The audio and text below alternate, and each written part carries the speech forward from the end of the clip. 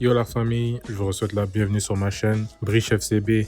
Bon les gars, j'ai dû prendre un jour de recul avant de faire le débrief. J'étais vraiment pas dans l'humeur de le faire hier, tout de suite après le match. C'est pas que j'étais dégoûté du Barça, parce que paradoxalement, on a très bien joué. On va en parler dans la vidéo justement. C'est juste que c'était trop pour moi. Une victoire en 7 matchs. On n'a pas vu une victoire du Barça depuis octobre, les gars. Ça commençait à être trop. J'étais pas en mesure de vous faire un débrief qui, selon moi, serait de qualité. Si je l'avais fait directement après le match, je pense que je l'aurais bâclé.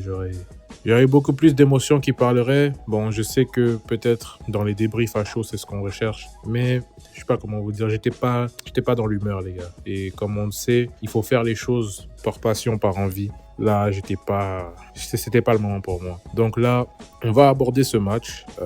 Comme je l'ai dit, c'était paradoxalement un très bon match. Je vais commencer par éloigner les points négatifs de ce match. Après, on va parler de ce qui était bien et on va discuter un peu des conséquences de cette défaite et tout. Si je voulais pas préciser, les gars, c'est le débrief du match Barça-Atlético. Défaite 2-1 à domicile, une énième défaite, une quatrième défaite en ce début de saison. C'est déjà beaucoup, mais bon, les gars, on doit faire avec. Les points négatifs de ce match, ils sont très clairs selon moi. Ces deux individus, Ferran Torres et Lewandowski. Ferran Torres, pour son inutilité sur le terrain, il est rentré, il a fait aucune différence. Il a que perdu des ballons et tenté des centres désespérés, sans objectif. Je n'ai rien d'autre à dire sur lui parce qu'il a littéralement rien fait. Et bien que Ansu Fati était disponible, anti-flic, comme tous les autres coachs du Barça, ont préféré faire confiance à Ferran. Donc Ferran est rentré, il a rien apporté. Et Lewandowski, les gars, Lewandowski qui manque cruellement de sérieux devant le but. Je ne comprends pas ce qui lui arrive. On dirait qu'il a réchaussé ses chaussures de la saison dernière, qu'il a décidé de recommencer à jouer avec des Timberlands. Je ne comprends pas comment... Bon, je viens de dire que Ferran Torres a rien fait de son entrée, mais pardonnez-moi, il a quand même donné un caviar il a donné un ballon sur un plateau d'argent, même pas un plateau d'argent, un plateau d'or, de diamants, de tout ce que vous voulez, à Lewandowski qui ne devait que faire le tap-in. Et monsieur Lewandowski qui arrive même pas à toucher le ballon, les gars. Il ne le touche même pas. C'est pas qu'il le touche, c'est pas qu'il frappe, que le gardien fait un arrêt, qu'il prend mal la balle, que ça sort, qu'il rate le ballon, non. Il s'en mêle dans ses pieds, il touche pas le ballon, les gars. À ce moment, c'est la balle du 2-1 parce que l'Atlético venait d'égaliser. À ce moment, c'est la balle du 2-1. Normalement, ça nous relancerait. Je pense qu'avec ce but, on part chercher la victoire. Il y a également le retour sur le poteau de Rafinha que Lewandowski n'arrive pas à convertir, mais celui-là, c'est pas une action très grave. Le Witzel fait une bonne défense dessus, le bloque avec son corps. Mais vraiment, cette action de Lewandowski sur la remise de Ferran après le centre de Rafinha, c'est trop grave selon moi. C'est ce qu'on voyait la saison dernière avec un Lewandowski fatigué. Et ça me permet de discuter un peu le cas Levan, parce que c'est vrai qu'il nous marque des buts et qu'il est quand même Lewandowski. Mais à bien y penser, les gars, si on regarde bien Levan, au Barça, il a fait 3-4 bons mois. Pendant 3-4 mois, il était au top niveau. C'est les 3-4 premiers mois de son arrivée, c'est-à-dire du début de sa première saison 2023, la première saison complète de Xavi, du début de ses saisons jusqu'à, on va dire, la Coupe du Monde. Donc la première partie de saison de la saison 2022-23, de août à novembre-décembre. C'est là où il était très bon. Après, il y a eu le mondial. Il est revenu du mondial et il était fatigué. Il commençait à faire n'importe quoi. On voyait Lewandowski avec les Timberlands. Et la saison qui a suivi, on a juste vu une mauvaise saison de sa part. Il n'était pas bon, certes, marqué quelques buts, mais c'était un Levan très off. Et ce début de saison, il nous fait aussi un bon début de saison, mais là, il reprend un peu les travers. C'est peut-être une question de forme, c'est-à-dire que peut-être qu'il a besoin de plus de repos. La trêve, en tout cas, fera du bien. On voit que quand même Flick travaille bien avec lui. Lewandowski est déjà à 16 buts en 18 matchs, 16 buts en 17 matchs de Liga. Donc il a un bon ratio, il est en route vers le Pichichi, mais sincèrement, je suis pas très satisfait du passage de Levan au Barça. Il a beaucoup à faire. S'il se rattrape pour cette fin de saison, ce sera bien. Mais en tout cas, Lewandowski aujourd'hui, c'était pas bon. Je mets Lewandowski, Ferran Torres pour ce qu'on connaît. Et Le troisième point négatif et le dernier, c'est vraiment le manque d'efficacité devant le but, les gars. Si on regarde les statistiques, on a eu 17 tirs. C'était 17 tirs à 5. 17 tirs ou 19, je ne me rappelle plus exactement. 19 tirs à 5, les gars. 7 tirs cadrés pour nous, on a réussi à marquer qu'une fois. On n'a plus cette clinique, cet état de mettre au fond devant les buts comme on avait en début de saison. En début de saison, j'ai l'impression qu'on avait un peu cette genre de chance du gagnant qui fait que nos occasions rentraient, nos frappes rentraient. S'il y avait des comptes favorables, on pouvait les avoir. Là, on les a plus trop. Et même quand on a des occasions claires, on a beaucoup plus de difficultés à les mettre. Là, je parle vraiment dans les quelques derniers matchs, que ça soit en Liga. Oui, les matchs de Liga, on a de la difficulté à convertir nos occasions. Avec ou sans Lamine Yamal, ça devient compliqué. Donc, on a un peu perdu ça. Je pense que c'est peut-être une baisse de régime du groupe, la fatigue qui commence peut-être à frapper, surtout que on a eu ce début de saison avec un groupe très diminué. Comme j'ai dit pour Levan, pour l'équipe aussi, la trêve va faire du bien. On a 1-2 semaines de repos avant les retours de compétition et on va revenir avec la Coupe du Roi et la Super Coupe. Donc il y aura des joueurs qui vont pouvoir se reposer, notamment Peña, notamment peut-être les défenses centrales, Lamine Yamal qui va faire son retour et tout. Donc c'est un peu ça, les gars. On va enchaîner sur les points positifs.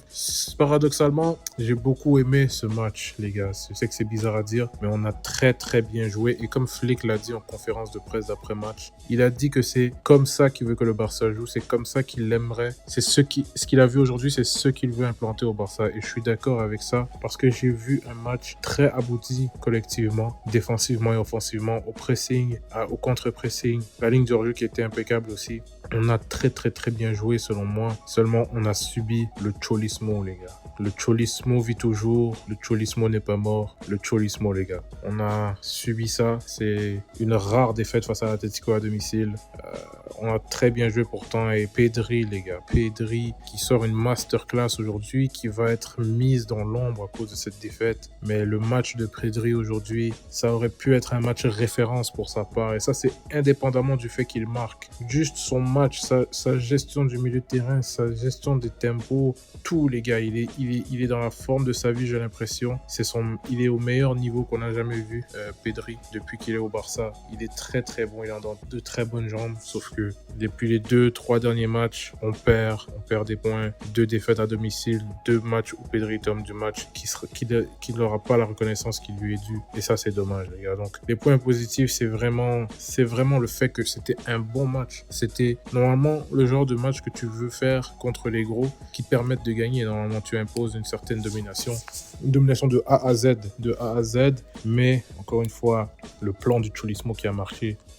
Un seul petit point négatif que j'ai oublié de nommer, c'est peut-être l'erreur de Casado sur le but. La remise qu'il fait il fait littéralement une passe décisive pour De Paul. Il lui sert le ballon pour frapper. C'est vraiment le cholismo, les gars.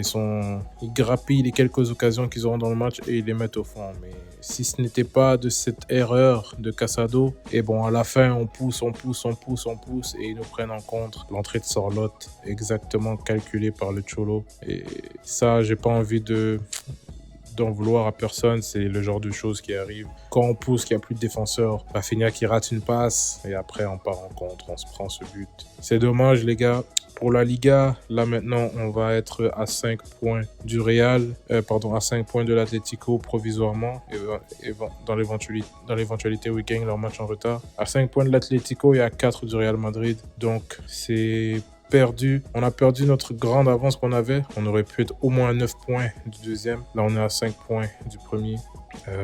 Si c'est pas terminé, si seulement un match peut changer la donne, une défaite des 2 premiers, notamment qui va rester un affrontement entre les deux, une défaite entre eux ou une défaite de l'autre change toute la donne. Il reste un classico, il reste un match retour face à l'Atlético, donc tout est encore à jouer. On a relativement encore notre destin entre nos mains, c'est-à-dire que si on bat l'Atlético à l'extérieur et qu'on bat le Real au Camp Nou éventuellement, on reprend un peu ce retard.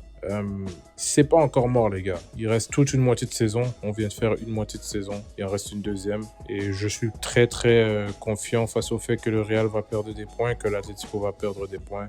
Parce que là, c'est peut-être un des pires premières parties de saison qu'on a jamais vu en Liga. 38 points pour le Barça en cette moitié de saison. 44 pour le premier.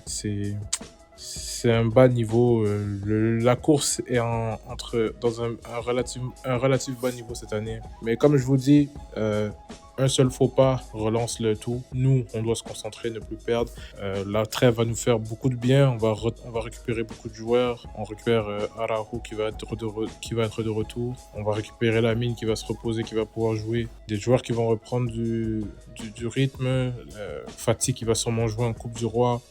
Des joueurs comme ça, on va revenir, il faut qu'on revienne en force, qu'on reprenne un peu ce début de deuxième partie de saison, comme le début de la première. C'est à noter qu'on aura beaucoup de matchs à domicile en cette deuxième partie de saison, parce que, bon, on prévoyait jouer au Camp Nou, mais aux dernières nouvelles, il y a quelques complications, on en parlera dans une autre vidéo.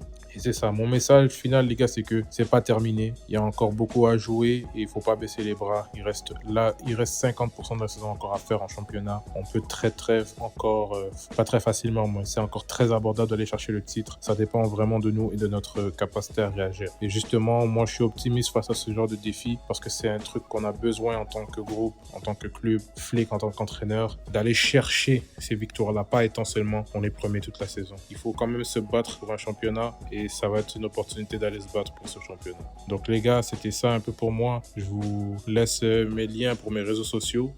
Je suis quand même actif sur Twitter, donc vous pouvez venir me suivre là-bas. Je vous dis à très vite pour la suite. D'ici la fin de l'année civile, les gars, je vous souhaite pas les joyeuses fêtes tout de suite parce qu'il y aura encore une dernière vidéo qui va venir. Ce sera justement le bilan de cette première partie de saison ainsi que les objectifs pour la deuxième partie de saison. Le bilan collectif individuel, les objectifs collectifs individuels. Donc ça va être ça la dernière vidéo de l'année.